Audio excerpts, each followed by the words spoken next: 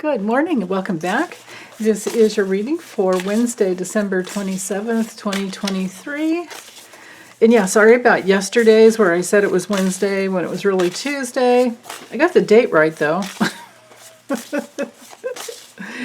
Anyway, okay, let's focus in on today. Today we are, and I'm still using Housewives Tarot. Oh, we have the Queen of Swords. So maybe in the morning, somebody's a little grumpy or kind of cold, or you wake up to some news that's a little, let's just look at it upright so you can see the artwork there. You know, upright is clear. I don't know why there's a man's face in the rose like that. Maybe she just doesn't want to hear it anymore. So, I mean, my goodness. Cutting a rose. Maybe she's cutting a rose for someone she loves. But it came through reversed. So this is our card of critical thinking on one level, but it might be a little too critical when it comes to you know, rational thoughts that, well, sometimes they can be clear, other times they can be just cold-hearted. Oh my goodness. Queen of Swords and the Queen of Pentacles reversed. I think it, honestly, catching this together, I feel like, here, let's look at this one upright so you can see. She's got it all together. Family's taken care of. She's like the queen of practicality and getting things done, having it just perfect. Helpful in a perfect way. This one would be helpful in, helpful in a pragmatic, practical way. This gal would be helpful in clear thinking and planning and organizing. Well, they're both good at organizing. The queens are all receptive, and then whatever their suit is. So with the swords, we're talking mind, written communication, all types of communication. But, you know, actions are, actions speak louder than words. Somebody commented that this morning in one of my, I can't remember which post it was, but anyway, yeah, actions speak louder than words. So with these, you know, shears here, and with the Queen of Swords being reversed, I get the feeling that it's maybe someone that's just, or maybe it's a morning where you're feeling dismissive, or someone's being dismissive to you, or someone's being mentally controlling. You know, that's the thing, is you guys are going to have to let me know, because sometimes these cards are about the way we're feeling, and then other times it's someone in our lives. So, and it'll be all over the place depending on, you know, who you are. We'll all have different experiences because we're different people, of course.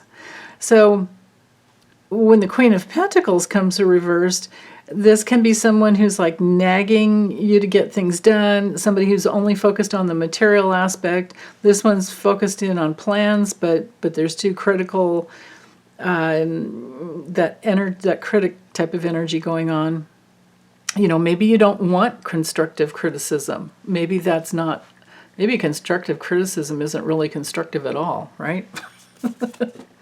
Oh my goodness. And then we have the Six of Cups, and it's reversed. Okay, so when we have the Six of Cups reversed, we're in the realm of childhood wounding. When it's upright, it's our, you know, childhood and nostalgia and things about the past that bring back fond memories. But when it's reversed, it's no, not that. So I have a feeling that there's a lot of you out there today that might be healing. Maybe something's coming to mind, or maybe something I say will trigger it, and that'll be a little bit to work on for this morning or all day. And then maybe this is dream time. There could be some information that comes from dream time as to what your environment really was when you were growing up. So just a little bit of an overview. Childhood trauma and wounding comes from the, you know, childhood pain where we're literally attached to our parents in order to survive.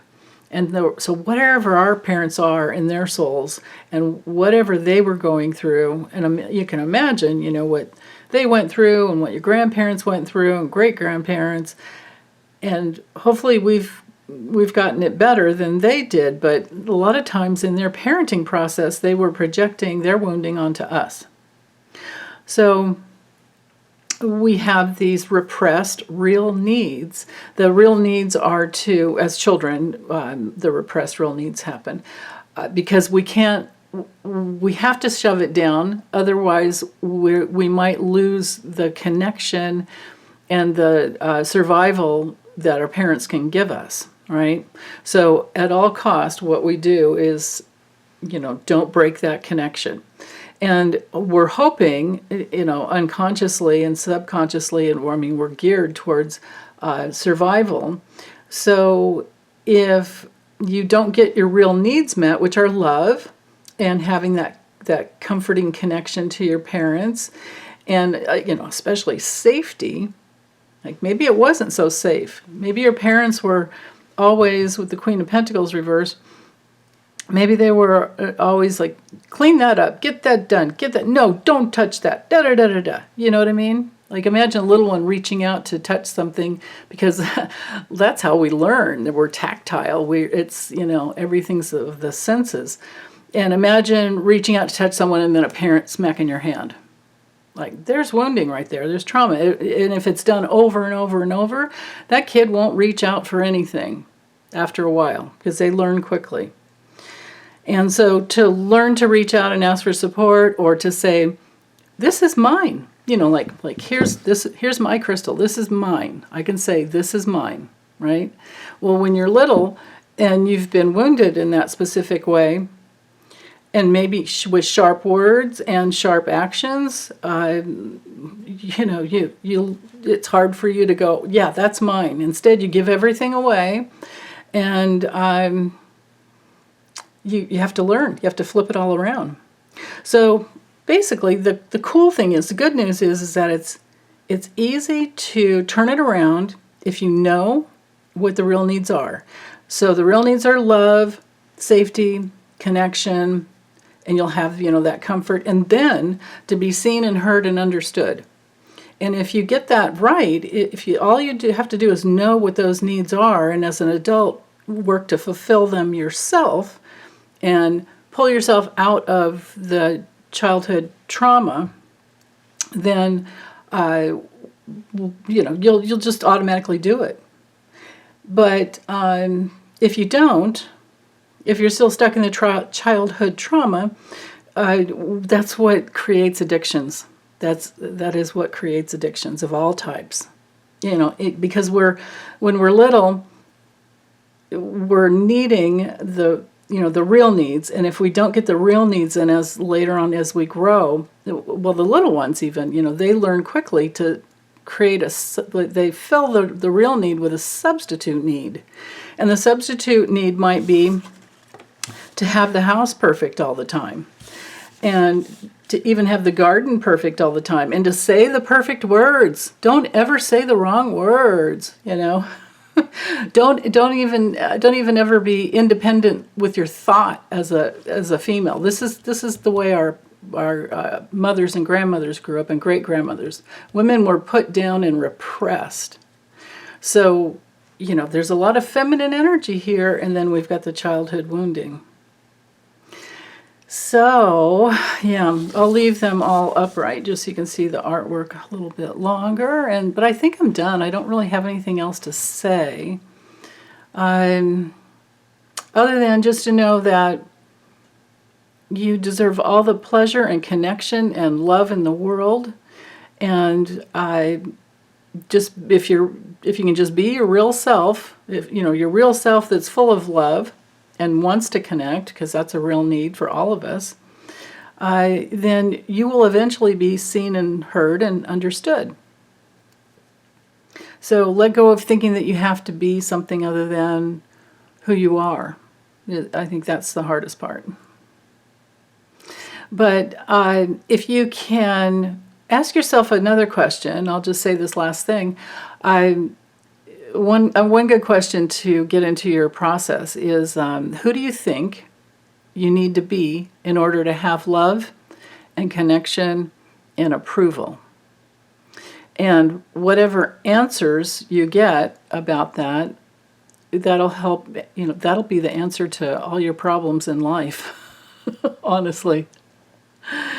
If the answer isn't clear, because at some point you'll go, I just have to be my real self, and that's the clear answer. But if you have another answer at first, like, I have to take care of, I have to do this, have to do that in order to not have any deprivation, or you don't dare want to risk the loss of connection, and that's how we get into those tricky relationships. So yeah, question your motivations, and again, the major question is, who do you think you need to be in order to have love and connection and approval? Because you don't need anyone else's approval, right? And if you're coming from your real self, you'll have real love and real connection, enough that makes a big difference to you, enough in your life that matters. It won't be perfect, it won't be all the time, but you'll have it. And the rest of the time you have yourself, so it doesn't matter, right? Okay, well, that's all I have on this one. Thanks, you guys. Have a good day. Bye.